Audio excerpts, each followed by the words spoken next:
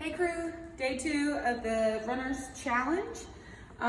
Quick question, did you do your spin up today? Did you get your shoulders spin up in and your hips? And if you're running today, don't forget to get that 800-meter power walk in. Couple household keeping things for the challenge. We're gonna need some kind of roller and or ball, that'll work too. And then near the end of the challenge, you're gonna need some kind of band, okay? A lot of gyms have these in them, so you could probably borrow if you need. But this will be helpful later on. The other thing we're gonna need is a jump rope. So jump rope is a great prep for running, and also when you are trying to practice your technique and form and how you're landing light on your feet and things like that. So you're definitely gonna need a jump rope by the end of the challenge, okay? So today we're gonna work on our hamstrings a little bit. So I'm gonna use both to kind of show you how both work. But I'm gonna use the foam roller first because that's probably the most typical thing that someone has in their home. So we're literally just going to have a seat on whatever it is that you are using. So I'm gonna start, anatomy fact. Right here is called the gluteal fold. So that's where I wanna start. Fact of the day, you can use that knowledge later. If you can use it in a sentence, I'd be impressed. Okay, so, and what I wanna do here is just scrub that connection tissue from my glute and my hamstring. So I'm really just getting in there, allowing my leg to be at different positions. So obviously we don't run with a straight leg. So if you're doing this on the floor, it's gonna be a lot harder because the leg is completely straight and it's hard to bend it. We're also not in this full position here, although if you can scrub into that position, it does feel really good. So you can scrub back and forth, literally shifting, putting my weight down onto the roller and shifting side to side. That's great. Also, doing it in different positions. Excellent. Whew, yeah, didn't know I needed this so bad. Rule of thumb with our mobility is always, if you can't breathe in a position, you don't own that position, you probably shouldn't be in it. So if I can't take a deep breath because it hurts so bad, like big deep breath in, then I'm in a safe position and it's okay. So I know I can keep going. But if I'm like holding my breath, like, oh, ow, like that, no go. Back off, make it more gentle. Maybe use something a little softer. I could put my hand down and take some load off. That would be good.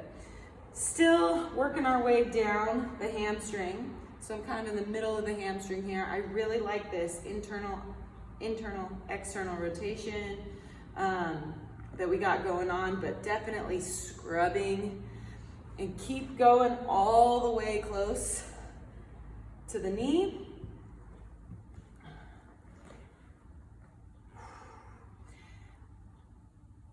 If we are feeling any kind of knee pain, think about how these tissues connect to the knee.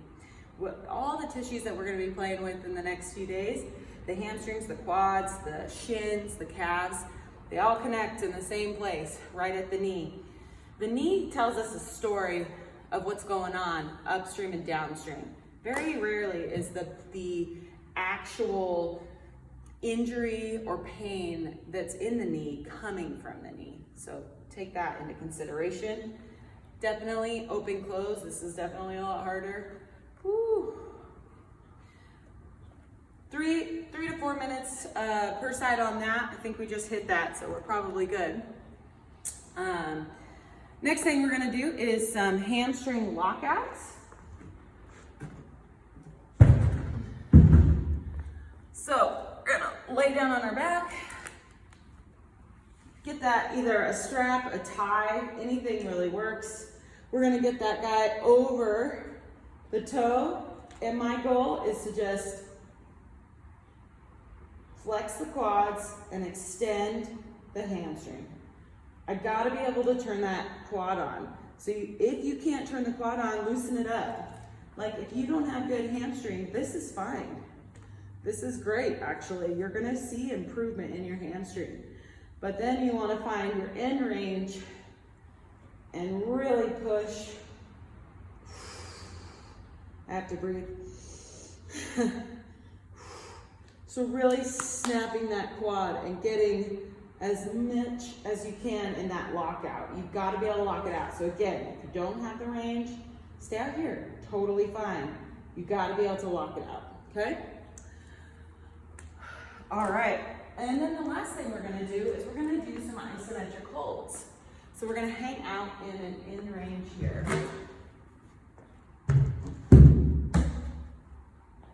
Elevated split squat. My toe's gonna be relaxed back here. My front leg is going to be at 90. So once you stand in this position, I think a lot of you have probably done this move, it's the Bulgarian split squat.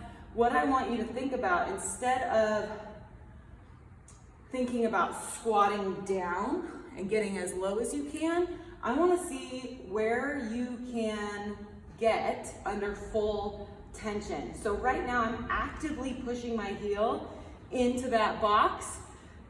I wanna make sure that my pelvis is staying neutral, that I'm not dumping any direction, forward or back. Okay, so I'm just loading that leg, and we're gonna hold, isometric hold.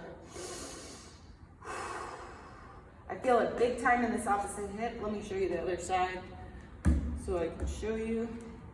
So standing strong, pressing the top of my foot into that box, squeezing that back glute, and I feel it big time up in here. I'm gonna lower down until it's like the intensity that I can handle with a good breath.